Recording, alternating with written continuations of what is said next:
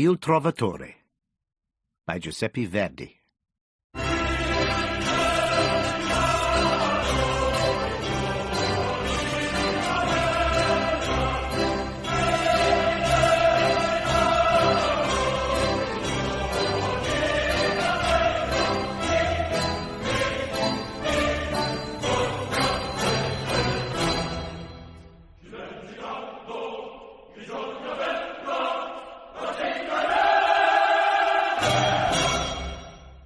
It is a remarkable fact that no composer in history has been as closely associated with the ordinary people of his times, their aspirations and their struggles, as Verdi was.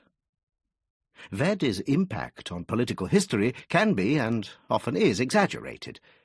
The composer is depicted standing shoulder to shoulder with Italian deputies, pondering the fate of nations with furrowed brow. It is more realistic to say that Verdi was a somewhat reluctant statesman, signed up to the Italian cause by the opportunistic Prime Minister Cavour. All because Verdi enjoyed a level of prestige in Italy in the 19th century enjoyed by no artist previously. To appreciate Verdi's standing among Italians then and now, we need to look at a little of Italy's history in the 19th century. The century opened amid political turmoil, with Napoleon on one side pitted against the Papal States and the reactionary Bourbons of Naples on the other. A lurid canvas that supplies the backdrop for Puccini's Tosca. The century would end with Italy a united country, and the start of the following century was marked by the death of Verdi.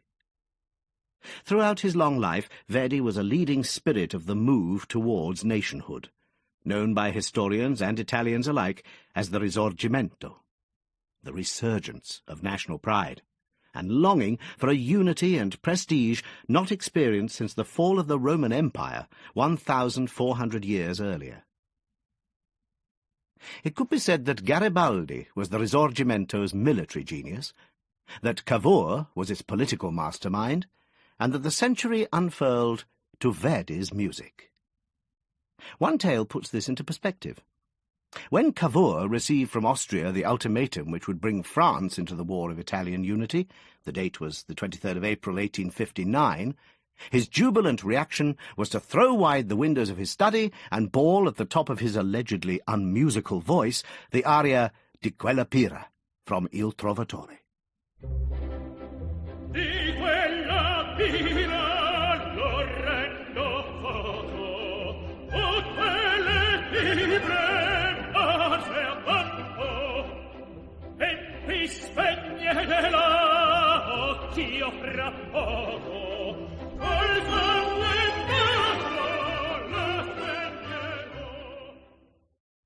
Born near the start of the 19th century in 1813, and living into the early days of the 20th, Verdi composed over his long life some of the most popular examples of Italy's best-loved art form.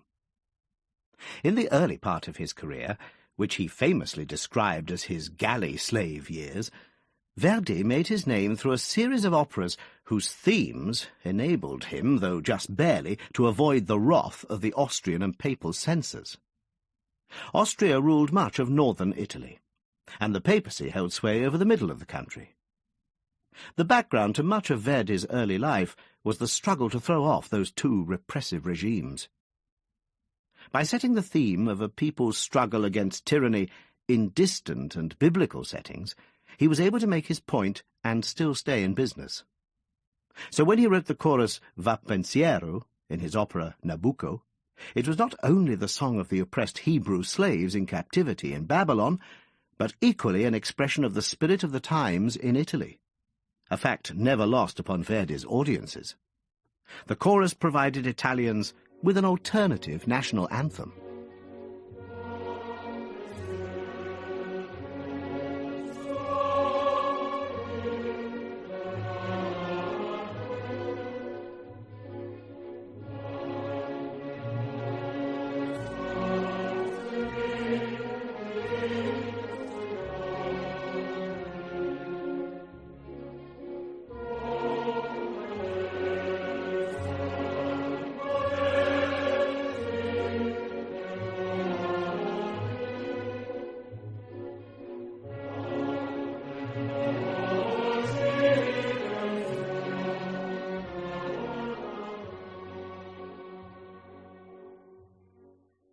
Similarly, in his setting of Macbeth, one of 3 operas he based upon Shakespeare, Verdi has the Scots in exile from the tyranny of Macbeth sing the great chorus O Patria Oppressa.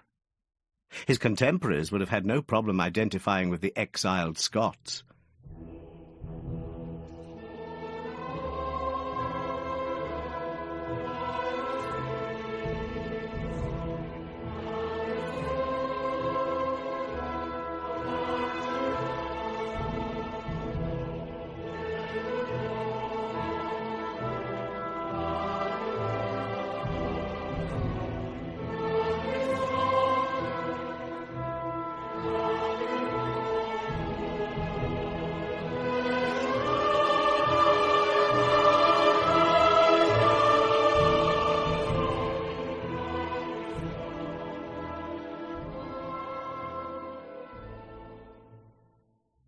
In the middle of Verdi's career comes the trio of great operas, Rigoletto, Il Trovatore, and La Traviata, which contribute in a very special way to the esteem in which Verdi is held the world over, but especially in Italy.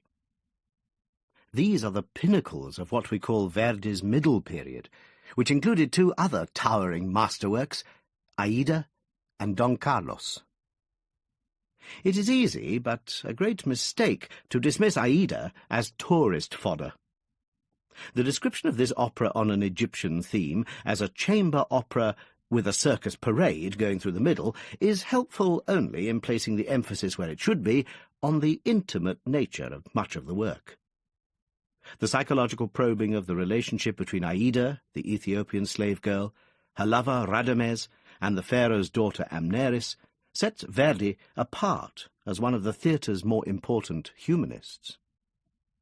The fact that the priests of the chorus are the baddies of the piece points to another aspect of Verdi's career. Since the Papal States were among the enemies of the Risorgimento, it followed that to be pro a united Italy meant being anti-papist, and by extension anti-clerical. Nobody now doubts that the power exercised by the papacy was oppressive and opposed to progress and democracy.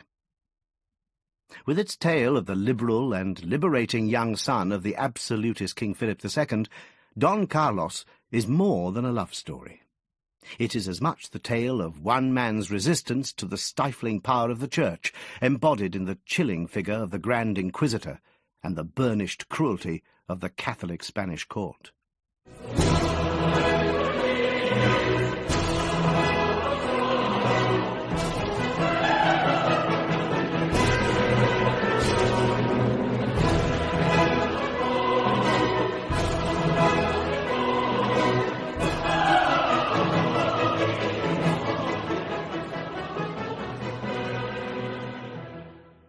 Aida and Don Carlos could be described as high-middle Verdi.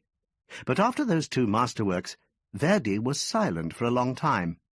Though his Requiem belongs in this period, the world must have imagined that Verdi had drawn a line under his career as an opera composer and decided, like Rossini, to take early retirement and rest on his laurels and his royalties.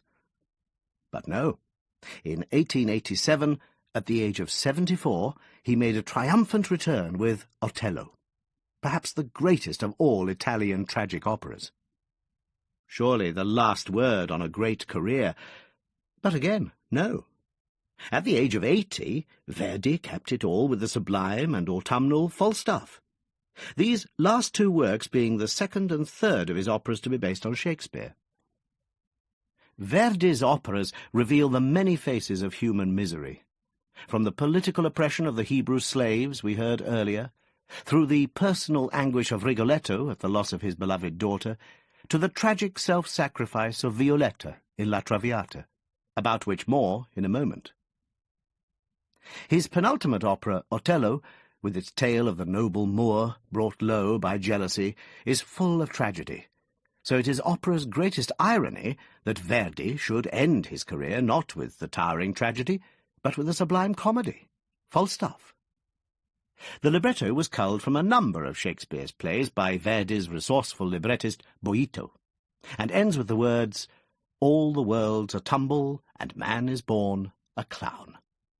And it's deeply ironic that, having railed against the tyranny of German counterpoint, Verdi sets these iconoclastic sentiments to a perfect fugue. He seems to be saying, "You see, I could write a fugue as well as anyone. I just chose not to." Let's return to these three great works of Verdi's middle period. Rigoletto famously ran into severe problems with the censors of the Austrian forces occupying Venice, where the opera had its premiere in 1851. The objections were to the highly immoral, and therefore very marketable play, by Victor Hugo, on which the opera was based, Le Roi s'amuse. The king enjoys himself. This banned play told of a philandering king who in real life was Francis I. Nowadays, when we no longer expect our royals to be models of virtue, we may ask what all the fuss was about. But the censors of an oppressive regime would be very sensitive about anything that showed the ruling classes in a bad light. Verdi moves the action to Mantua and downgrades the philanderer from king to a mere duke. In his opening number, within seconds of the curtain rising, the duke tells us he can enjoy any woman, this one or that one, questo quella. Questo quella per me pari sono a quant'altre d'intorno mi vedo e il mio cuore l'impero non cedo me dura che un'altra beltà. The growling, misanthropic anti-hero Rigoletto denounces the aristocracy, at least those sycophants who hang about the court, in his savage aria, Cortigiani vil razza dannata, vile and damned race of courtiers. Listen to how the orchestra boils with his hatred and resentment. Cortigiani vil razza dannata, per qual prezzo vendesse il mio bene.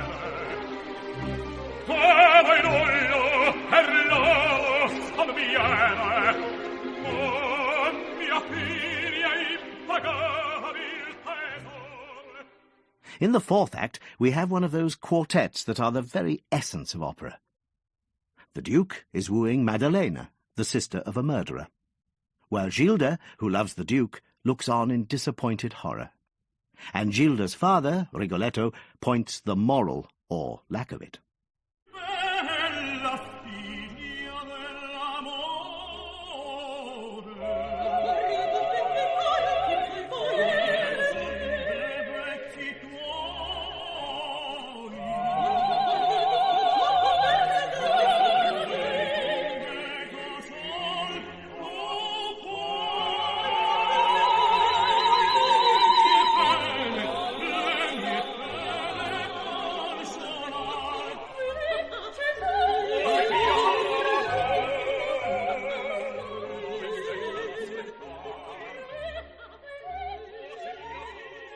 Leaving aside Il Trovatore for one moment, we come to La Traviata, which also had its run-ins with the censors, only here the censorship was of a moral rather than a political nature. Again, the source was a literary work, a no-holds-barred romantic novel by Alexandre Dumas Jr. Alexandre Dumas Sr. was author of The Three Musketeers, The Man in the Iron Mask, and so on. Dumas Jr.'s novel was entitled La Dame aux Camélias, The Lady of the Camellias, and it has inspired a popular play, a ballet called Marguerite et Armand, Greta Garbo's great screen role Camille, and, of course, Verdi's opera. The heroine is a high-class call girl, and therein lay the problem. There was no way that the censors of the time would have allowed a play with a prostitute as its heroine to be performed, even if she does in the end die of consumption, a disease plaguing Europe at the time. The fact remained that the subject was too hot to handle. In the same way that the king who enjoyed himself in the play is changed into a duke for Rigoletto, so the 19th-century Lady of the Camellias becomes the 17th-century courtesan of La Traviata. Verdi had originally wanted to stage his opera in contemporary dress, but eventually set the opera 200 years or so before his time, as if to distance the audience from the immoral action. Writing in the 1890s, George Bernard Shaw, who was a music critic as well as a playwright, tells of a production where Violetta was dressed in the latest Paris fashions, while her lover, Alfredo, was marooned in sartorial history, in cavalier ruffs and frills. Despite this encumbrance, Alfredo was no doubt still able to sing his superb drinking song, or Brindisi, in Act 1.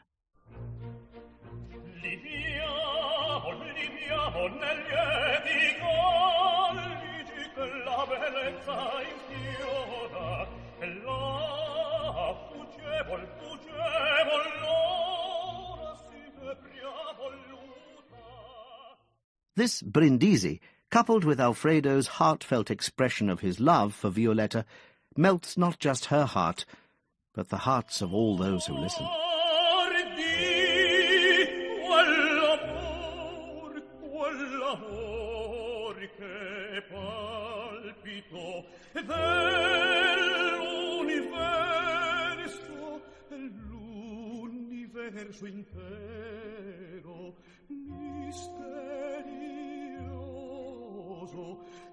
Misterioso Altero,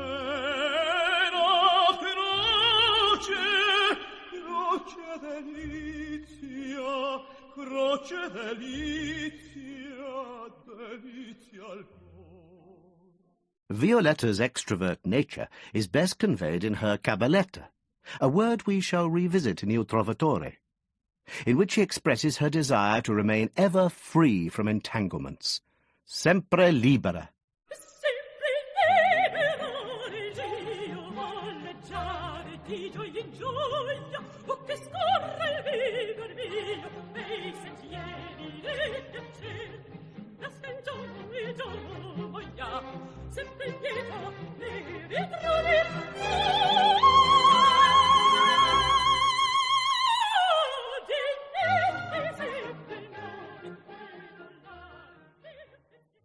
And Violetta's protracted death, conventional as it is in its reflection of the Victorian obsession with death, contains music of great poignancy.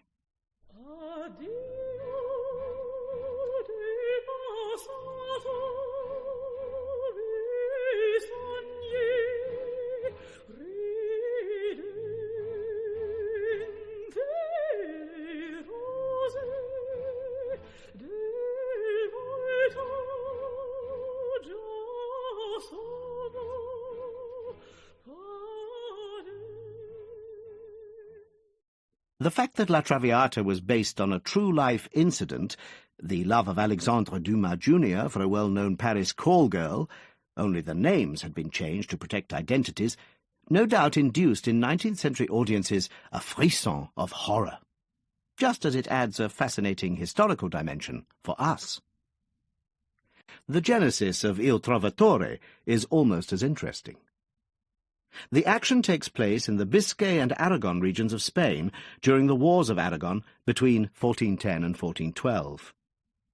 The source is again literary, this time by the Spanish playwright Antonio García Gutiérrez, who wrote numerous plays in the then fashionable Spanish Romantic style, of which all but two are largely forgotten: El Trovatore, which inspired Il Trovatore, and Simón Boccanegra, which also lives on solely on the strength of its having inspired Verdi's opera of the same name.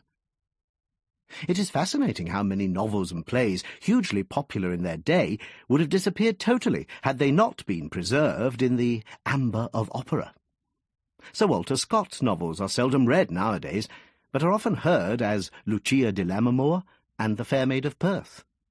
David Belasco's Madama Butterfly and Victorien Sardou's La Tosca also come to mind.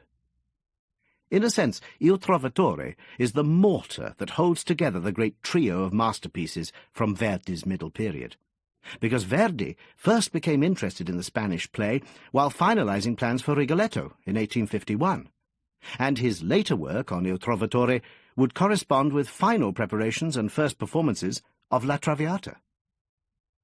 At some point we're going to have to tackle the immense controversy that rages over Il Trovatore, namely that some people, many people, consider it among the silliest plots ever set to music. Only the totally tone-deaf deny the opera's musical splendours. It's the libretto that's the problem. Those who denigrate opera for its irrationality either imagine Wagner with fat ladies in horned helmets representing a threat to low-flying aircraft, or else have visions of Il Trovatore, where demented gypsy women throw the wrong baby on the fire, while tenors run off to save their mothers from the same fate, pausing only to sing a stirring aria with a gratuitous top C. Indeed, the story does have moments when the ability to suspend one's disbelief, so essential to any theatrical experience, is tested to the full. But the music... the music. Few deny that Il Trovatore contains more glorious melody than almost any other opera. So let's just agree that the controversy over the libretto is unsolvable. In an article he published in 1983, the scholar Marcello Conati quotes two great Italian authorities. The first, Massimo Mila, called Il Trovatore the most absurd and far-fetched of all operas. The second, Albert Savinio, considered it to be Verdi's masterpiece, saying, "In none of the other operas is his inspiration so lofty." Just one last word, perhaps.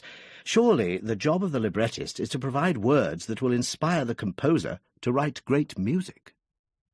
Measured by that yardstick, the libretto is a triumph. Stage directors may dread Il Trovatore's dramatic absurdities, but conductors and singers revel in its score.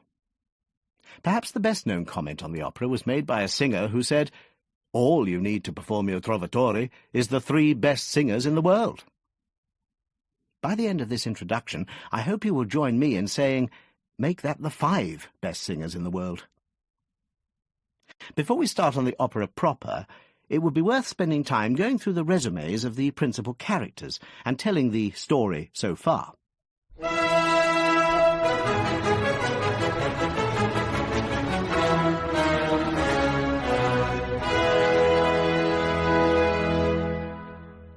Let's look at the 3 greatest singers in the world first. The heroine is Leonora, who is a lady-in-waiting to the Princess of Aragon.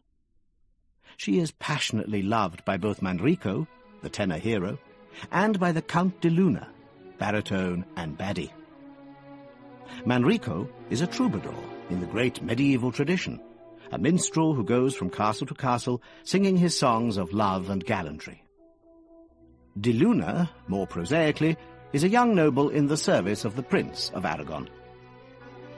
Azucena is a gypsy woman, whose mother was thought to have put the evil eye on De Luna's baby brother 20 years previously, for which she was burned at the stake.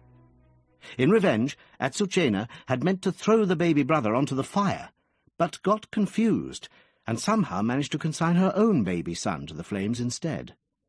She has never really got over it. Azucena is our 4th candidate in the greatest singer in the world category. The 2 men, Manrico the troubadour and De Luna, are deadly rivals for the love of Leonora. But their lives are entwined in other ways too. De Luna is longing to capture Azucena, to take revenge for the supposed murder of his baby brother. Manrico, who has been brought up by Azucena as her son, is in fact De Luna's younger brother, whom Azucena had intended to burn when he was a baby. All clear so far? If not, all will be revealed because the story unfolds clearly, and Verdi is at great pains to tell the story so far on a number of occasions. A story so far aria opens the opera as Ferrando, captain of the guard and 5th candidate in the greatest singer in the world category, tells of the incidents of 20 years before. First, he must arouse the sleepy guard with his stentorian, "Alerta! Alerta! Wake up!"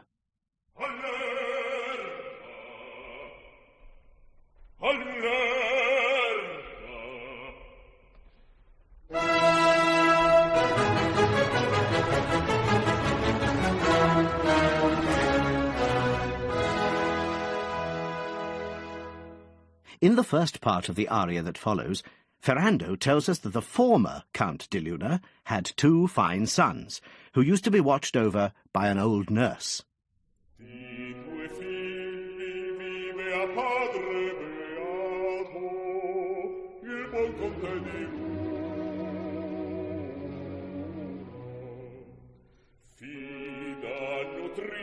narice del secondo nato dormia presso la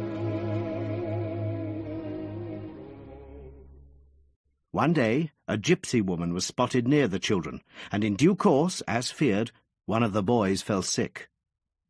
Ferrando's narration of the incident is masterfully depicted in Verdi's music, which is at once seductive and deeply sinister.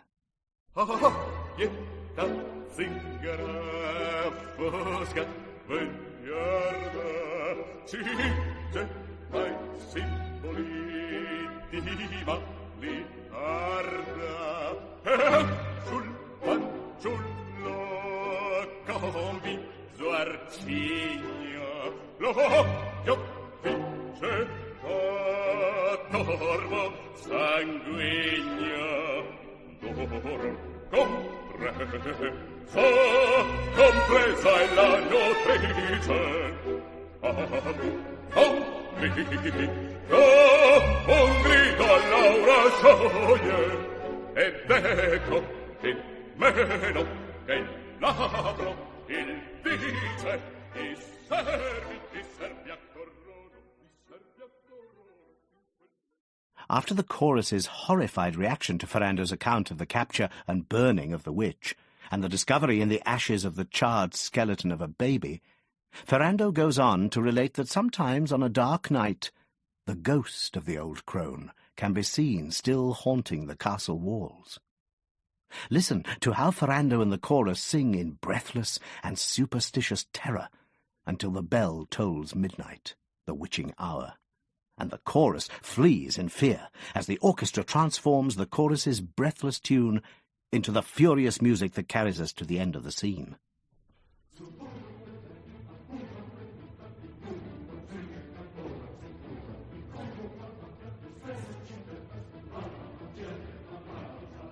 Morì di paura un servo del conte che avea della zingara per cosa lo fronte morì paura a parte profondi tu come insegnanza nel da piede di nasi da stanza con occhio lucente guardava il cielo e stato un'ora bella allor mezzanotte appunto suonava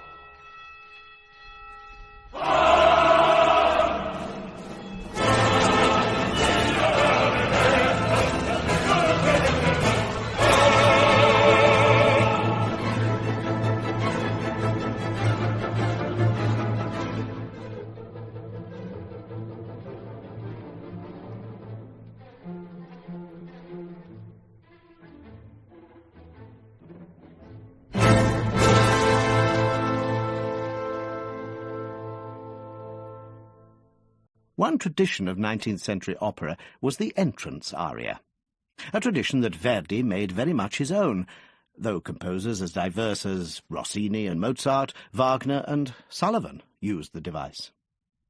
In Il Trovatore, Leonora's entrance aria adds a layer of intrigue in the unfolding drama, telling us of her love for Manrico the troubadour, Trovatore in Italian.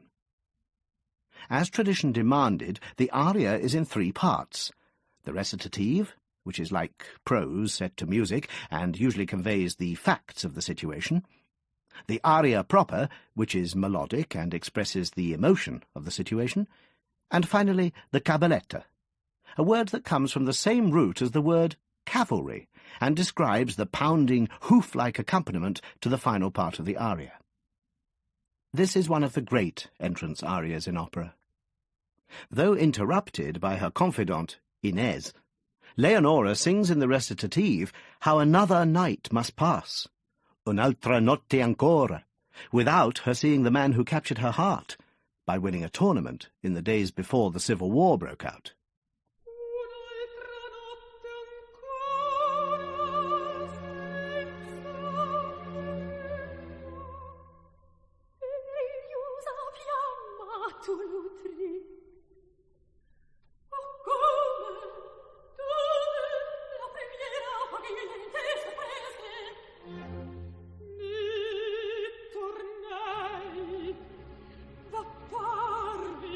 Bruno le bestie del cimiere la scusa bruno e distemegnuto sconosciuto guerriere che dell'agone gli onori ottenne.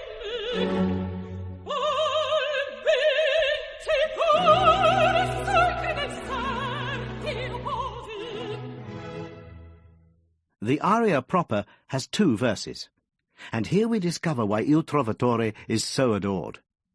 Leonora sings how the stars and moon shone in the clear night sky, and how the sweet sounds of the lute came to her through the stillness.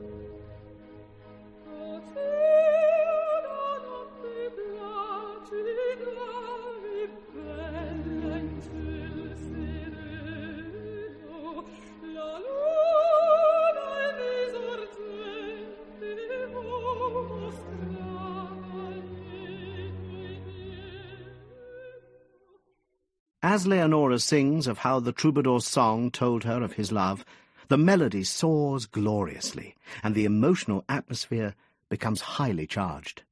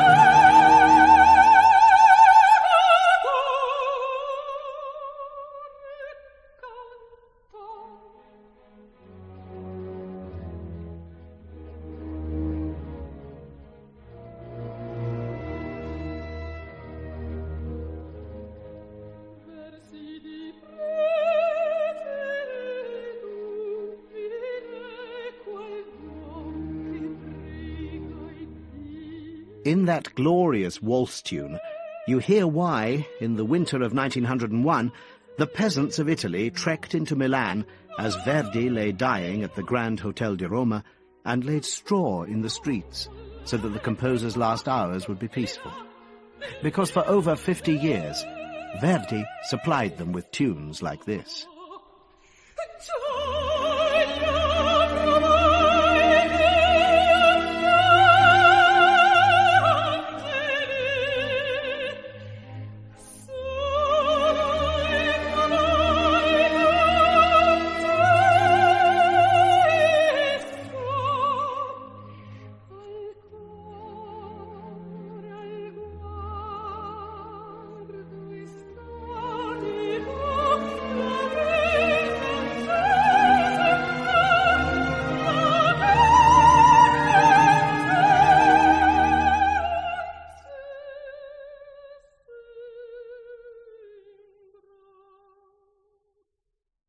Inez's role is an ungrateful one because her job is to talk common sense and to warn Leonora against a relationship with Manrico.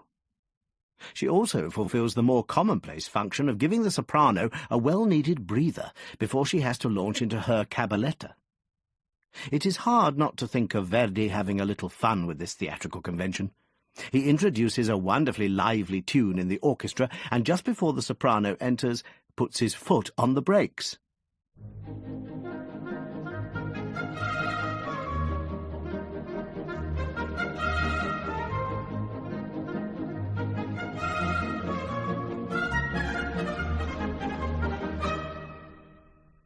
Our fates are linked forever, and I would happily die with him, sings Leonora against Inez's objections. Let's hear one verse of this wonderful cabaletta.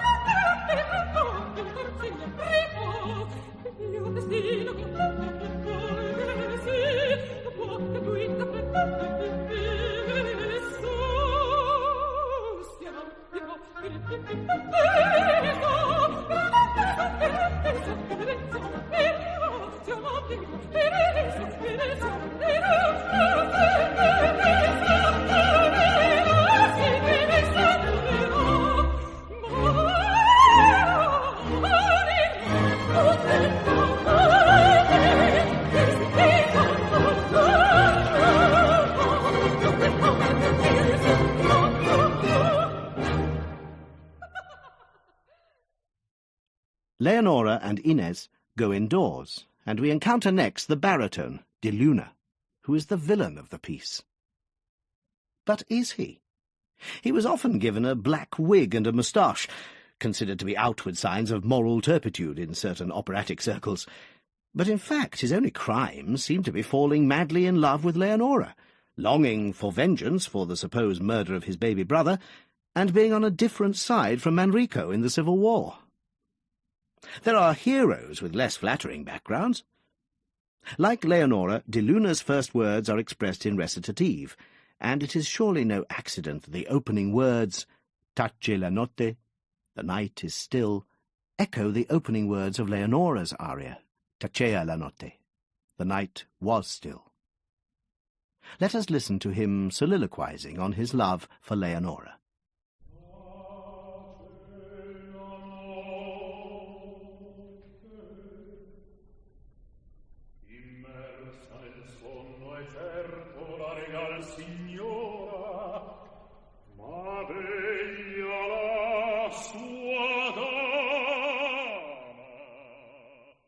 But these musings are interrupted by the sound of a tenor singing off stage, which De Luna correctly guesses is the voice of his hated rival in love, Manrico. Il Trovatore! Io fremo!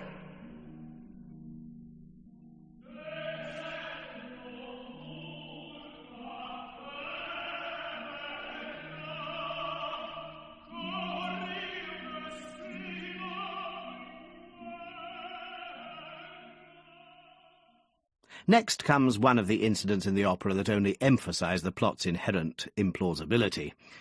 De Luna is in darkness when Leonora comes into the garden on hearing Manrico's voice. She proclaims her love to the wrong man, and when Manrico enters, he thinks she is being unfaithful. The moon comes out, we can see who's who, and Leonora falls at Manrico's feet and explains all. Manrico forgives her, and De Luna reviles first her and then Manrico when he reveals himself as De Luna's enemy.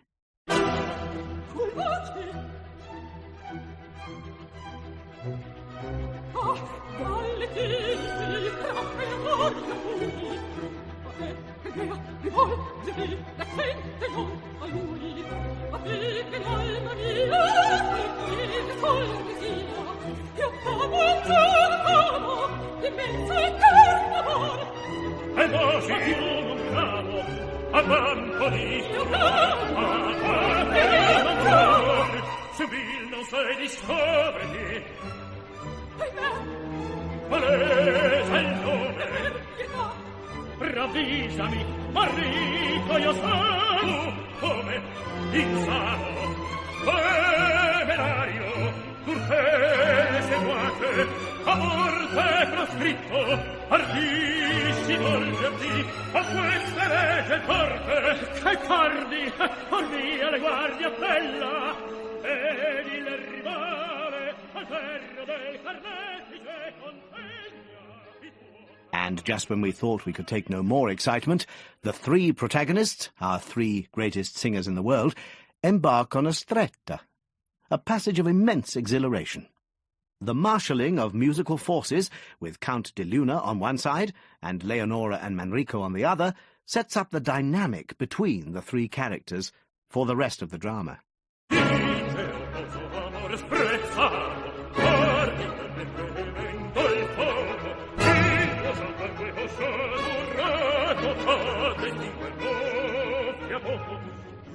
Io folle, io amo artisti, e più vivere non può. Una cento proferisti che a morir lo condannò. Una cento proferisti che a morir lo condannò.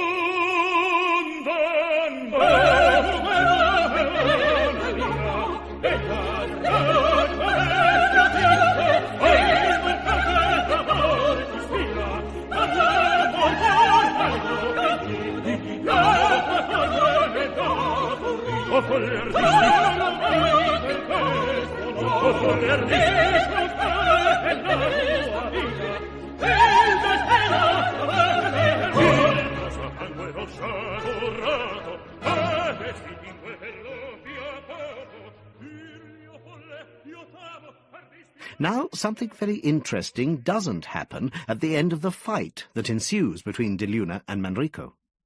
The tenor wins, of course, but some deep instinct makes Manrico withhold the fatal blow. The scene changes to the gypsies welcoming the dawn at their encampment.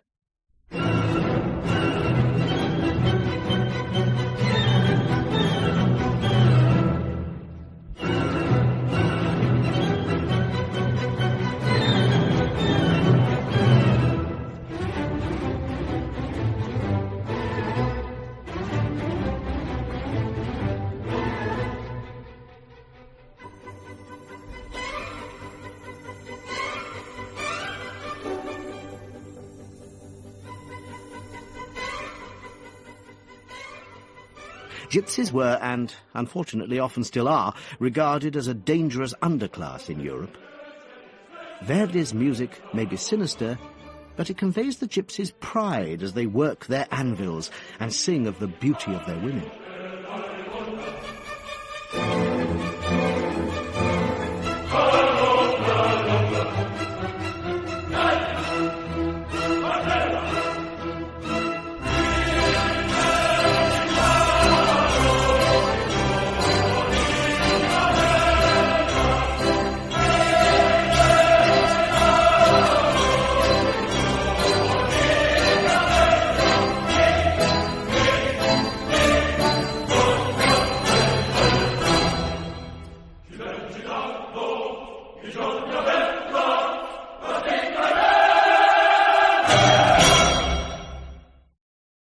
The instant the chorus is over, we have another memorable tune, and this is one of the greatest arias in the mezzo-soprano repertoire, Stride la Vampa, known irreverently among singers as Speedy the Vampire. Azucena recounts the horror of her mother's death 20 years before, the crowd jeering as the flames consumed her.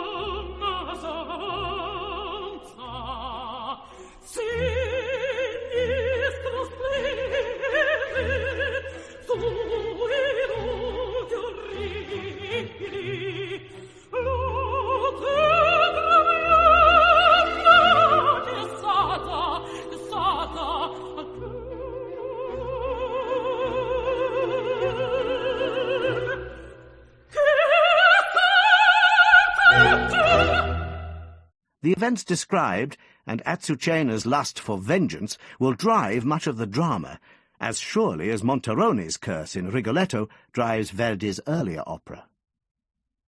The theme of the aria will come again. Wagner would have described this as a leitmotif, the signature tune of Azucena's lust for vengeance. The aria also serves as a springboard for another great exposition passage, when one of the characters relates his or her version of what has happened in the past. The idea of past events reaching out to control the present flows as an undercurrent through the opera. Manrico asks for more details, always a dangerous thing to do in opera, and a long scene follows for Azucena and Manrico, mother and supposed son. Listen as Azucena tells of her mother dragged to the stake in chains, the gruesome tale underpinned by poignant pleading in the orchestra.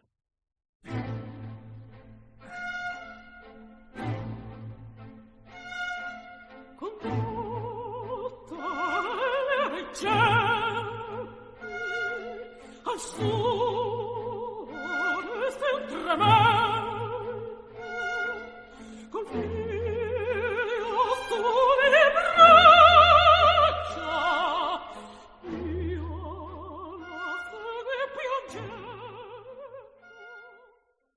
And again, she explains that she stole the Count's baby son, intending to throw him on the flames, in response to her mother's last cry to be avenged, but accidentally threw her own baby on the pyre instead. Listen here to how a sort of spectral version of Stride le Vampa in the orchestra adds terror to her horrifying tale. Quant'ecco allegri spiriti, come in un sogno appare, la visione ferrare di spaventose larve, gli scherzi ed il supplizio, la madre smorta in volta, scansa, discesa, che grido, e grido, e non grido, ascolta, mi la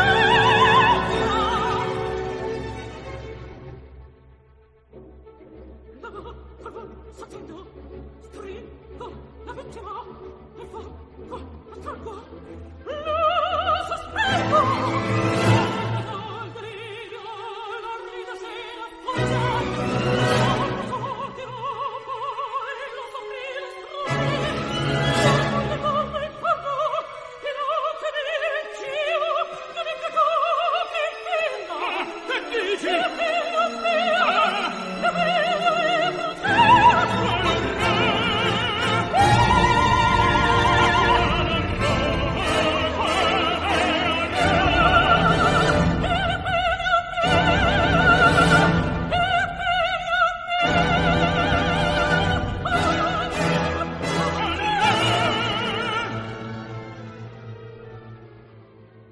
This, of course, prompts the question, who is Manrico? But Azucena will only respond that Manrico is her son. Did she not nurse him back to health after he had been injured in battle? They sing a duet now, in which Manrico tells his supposed mother that when he defeated De Luna in the fight at the end of the last scene, he heard a voice from heaven telling him to hold back from killing him. All'aspro asfalto e già tocco il suolo avea balenava il colpo in alto e trafiggerlo avea. But Azucena is made of sterner stuff, and her response is to tell Manrico that if he gets that villain De Luna in his clutches again, he should do away with him. Now a messenger comes in to give Manrico his orders to march on the town of Castiglione. Remember, civil war is still raging. And also tells Manrico that Leonora, thinking him dead, is about to enter a convent and take the veil that very night. Azucena urges Manrico to stay, but he hurries off on his war and rescue missions.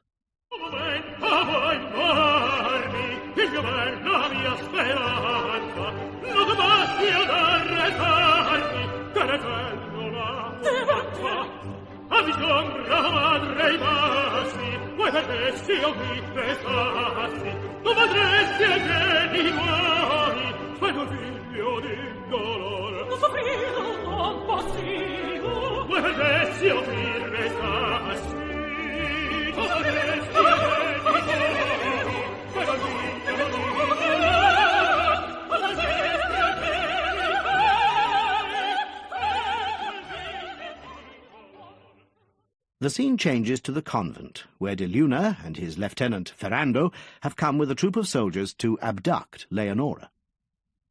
Count De Luna is a dastardly fellow. Or is he? Verdi gives him here, arguably, the loveliest aria in the baritone repertoire. A short recitative is followed by a meltingly beautiful tune in which De Luna sings how the light from Leonora's smile, il ballan del suo sorriso, surpasses starlight. For all his misdeeds, De Luna has a poet's soul.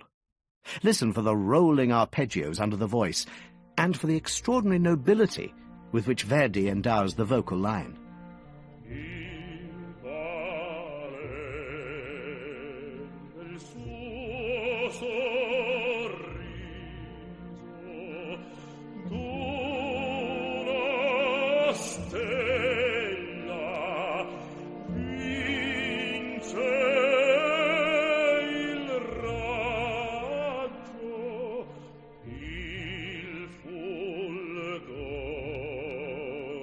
del suo bel viso, noie fontoro infonde a me coraggio.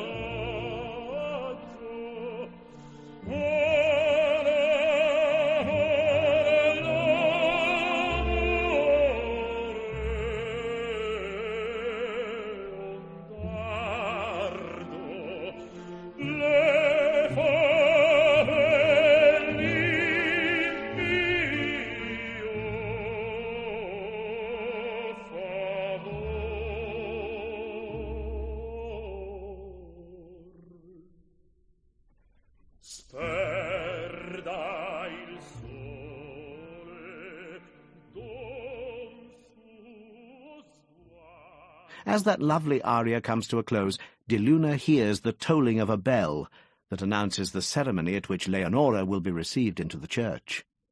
He determines to snatch her away, and this sacrilegious sentiment is expressed in a rousing cabaletta to his aria, which has been much derided on account of the surreptitious mutterings by members of the chorus as they skulk in the background. Let's away. The hour has come, and off we go.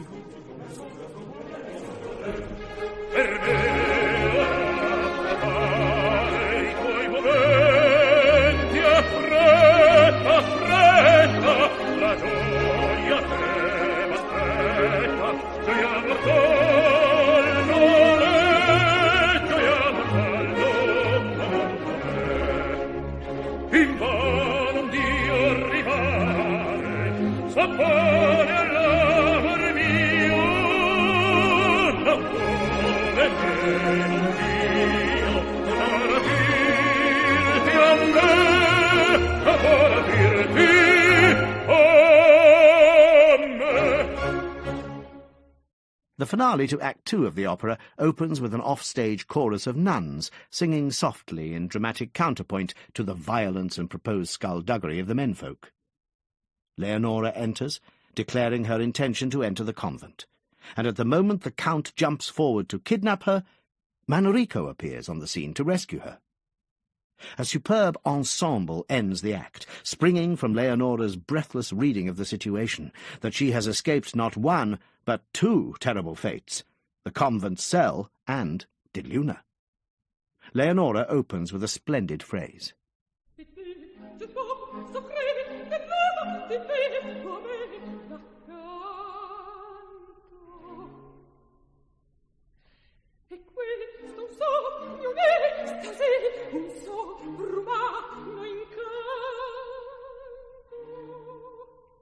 And then has one of those soaring melodies as she sings to Manrico, "Sei tu dal ciel. If you have come from heaven, then let me live with you in eternal love."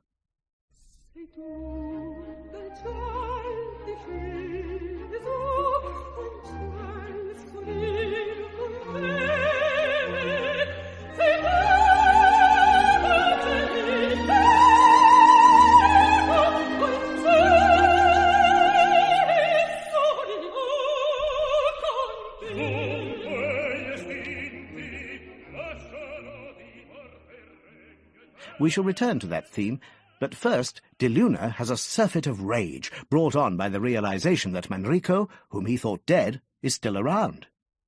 Manrico's spirited response creates a thrilling ensemble for the main characters and assembled retainers.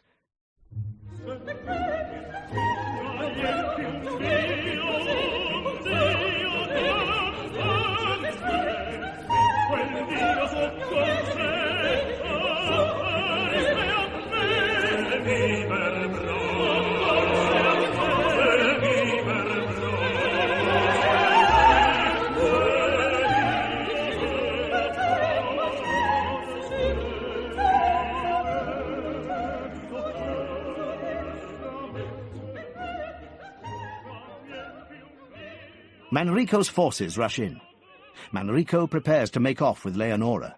De Luna is foiled again, and in the middle of the mayhem we have another truly marvellous passage. As so often in Verdi, it is the female lead who pours soothing vocal balm on the turmoil. Here it is Leonora who repeats a sublime, rising phrase to the words, "C'est tout dal ciel."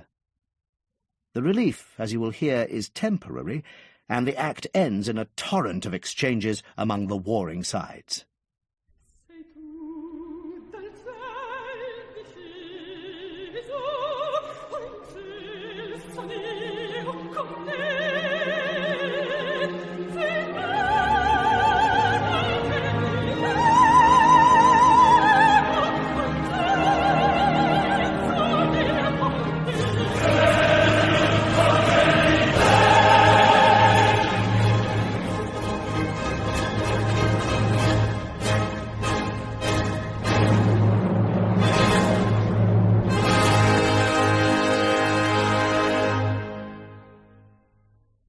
Act 3 opens with not one, but 2 rollicking choruses for De Luna's soldiers, who are encamped in preparation for another battle in the interminable civil war.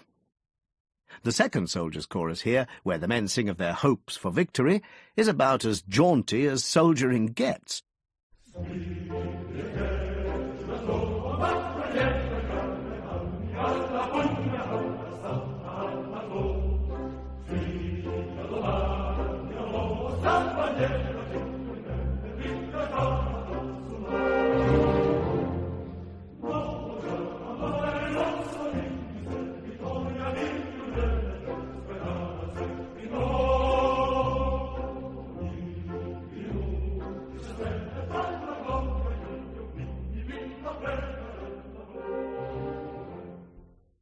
Many adjectives might spring to mind to describe De Luna's mood at this moment, but jaunty would not be among them. He is obsessed with the fact that Leonora is in the arms of his deadly foe. But his luck turns when Ferrando brings into the camp an old woman he has captured. It is, of course, Azucena. She is interrogated at length, and reveals that she is from the Biscay region, which arouses the suspicions of Ferrando and De Luna, Biscay being a rebel stronghold. Azucena tries to allay their suspicions in a lovely little aria, saying she is a simple old soul who is only looking for her son.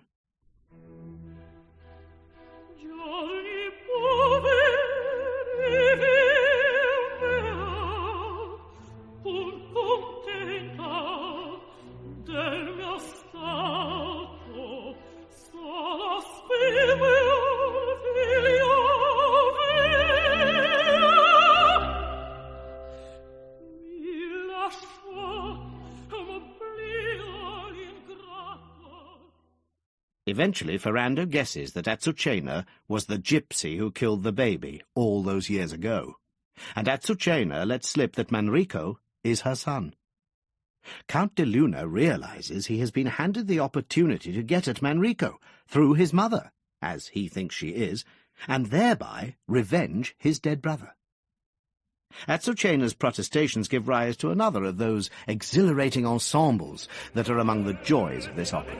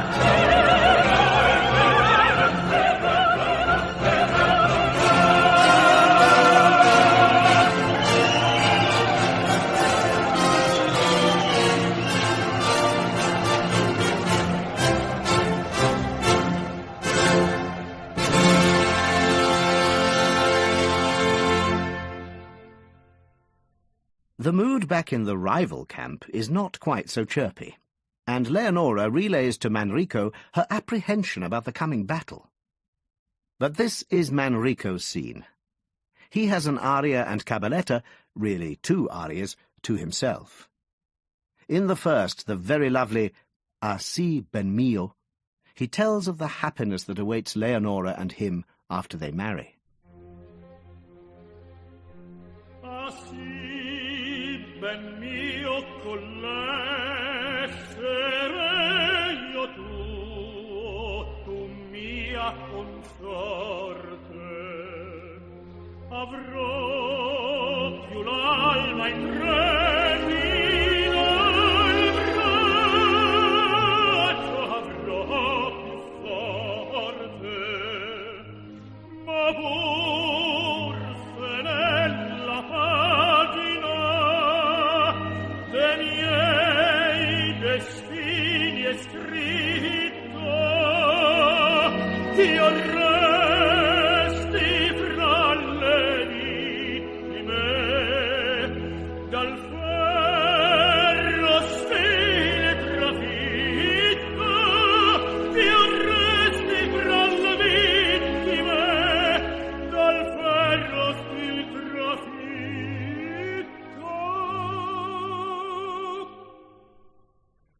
fra quegli estremi aneliti. In total contrast is the notorious aria Di quella pira. It is notorious for 2 good reasons. The first is dramatic. Manrico's lieutenant, Ruiz, has just told him that De Luna is about to set fire to his mother, and instead of rushing off to extinguish the flames, Manrico stops to sing an aria. The second reason for this aria's notoriety springs from the inflated ego of some tenors. Since Verdi's day, singers have chosen to insert an entirely gratuitous and unmusical high note at the end of the aria, usually a top C. Many tenors are unwilling to tackle the role if they can't manage this one note, which Verdi never wrote in the first place. Here is the second verse of this great showstopper, punctuated by chorus shouts of "Allarmi," to arms.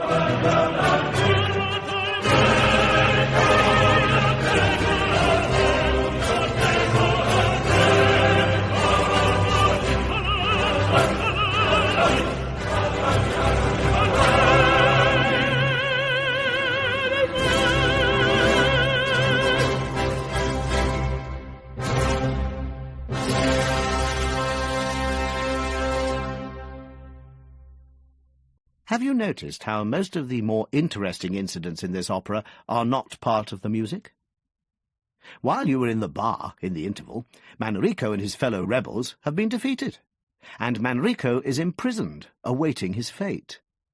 The 4th act opens with a scene in which Leonora comes to stand below the window of Manrico's cell and sings a wonderful aria, again in Verdi's most aristocratic vein, D'amor sul ali rose, asking that her love be lifted aloft to Manrico in his captivity.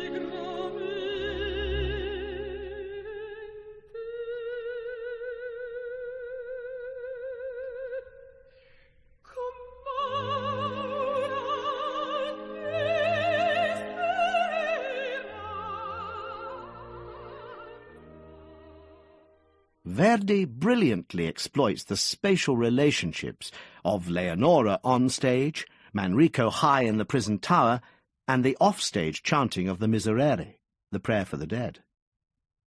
Listen to how he welds these individual elements into a great whole. First, the poignant chant of the clerical chorus.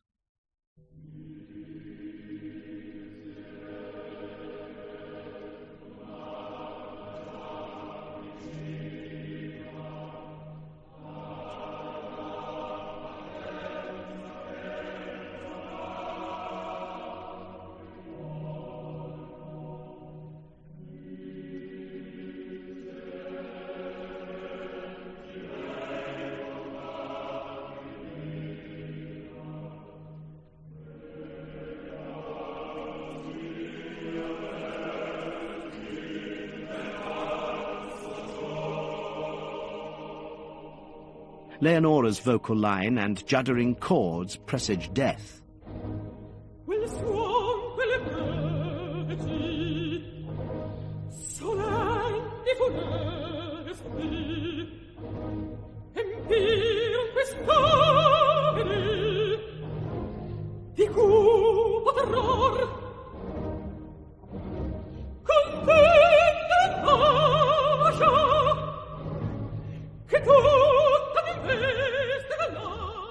And then, high above, in a stroke of sheer genius, we hear the voice of Manrico singing for release through death from a life that is worthless without Leonora.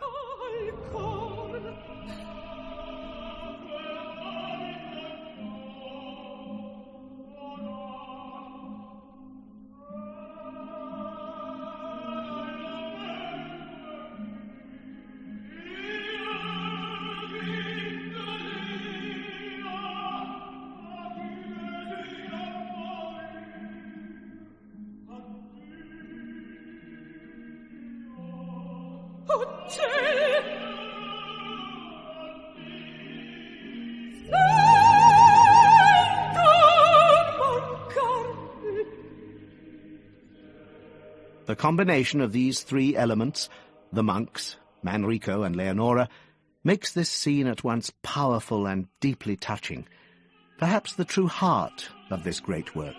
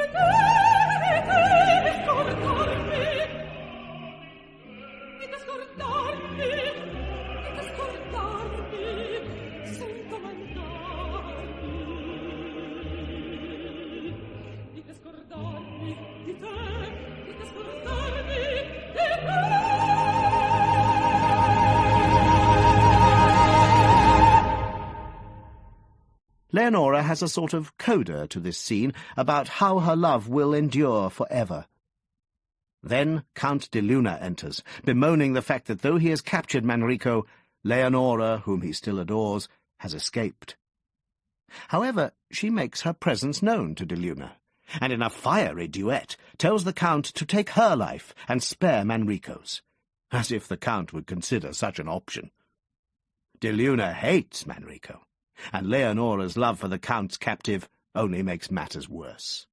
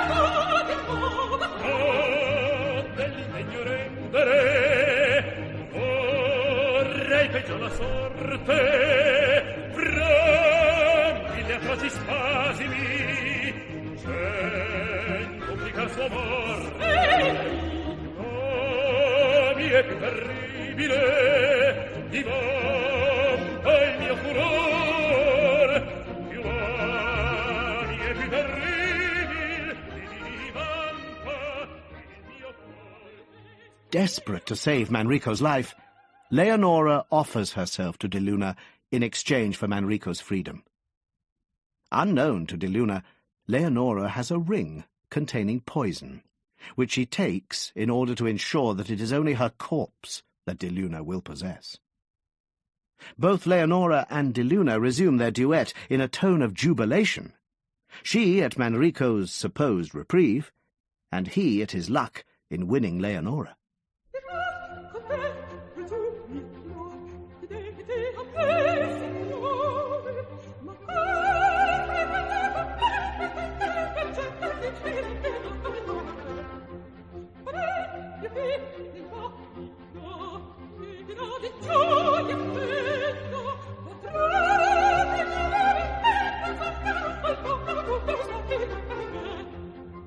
Frate, che fa, li volgi, mi volgi un detto ancora, o mi farà perire io quanto ascoltai finora. Mia, ripetito, il dubbio cor serena, ma io credo appena, udendo da te, oh, io lo credo appena.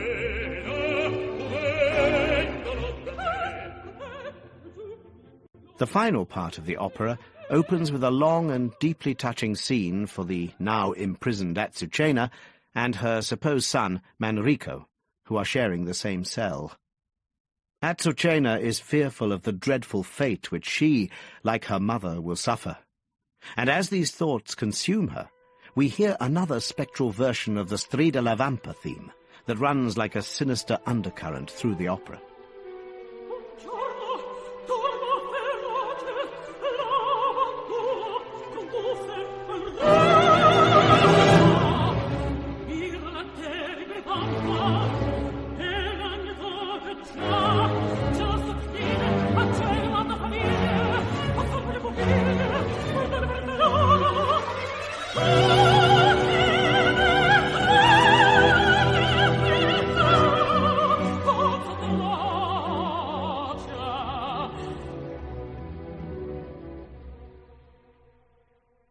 Manrico attempts to console Azucena in a lovely little duet, which Azucena opens with the words, Ai nostri monti, back in our mountains. Back in our mountains of Biscay, we'll find peace.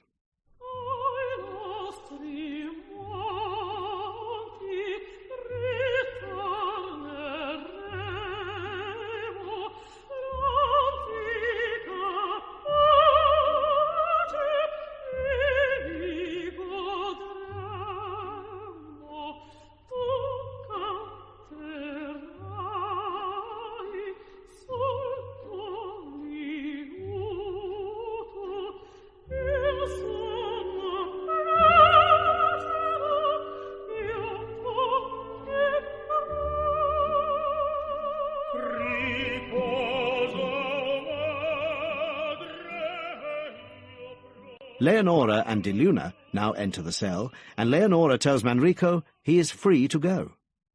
Manrico says he will not live without her, and eventually realizes that she has sold herself to De Luna. Intendo, I understand, he sings, launching into a denunciation to which Leonora makes an impassioned defense. Intendo, intendo!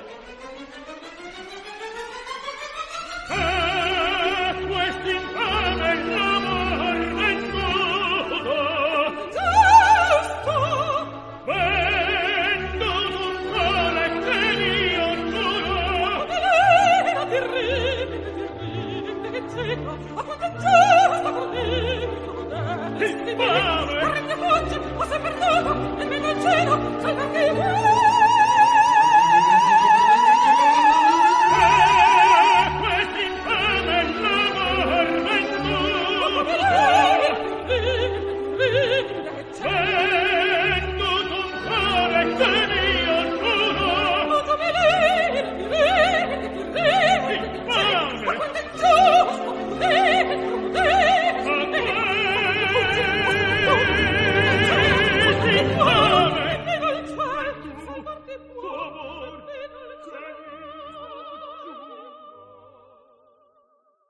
Now beginning to feel the effects of the poison she has taken, Leonora tells Manrico what she has done. He is, of course, stung by remorse, and she has a superb little phrase saying how she would rather die than be De Luna's bride.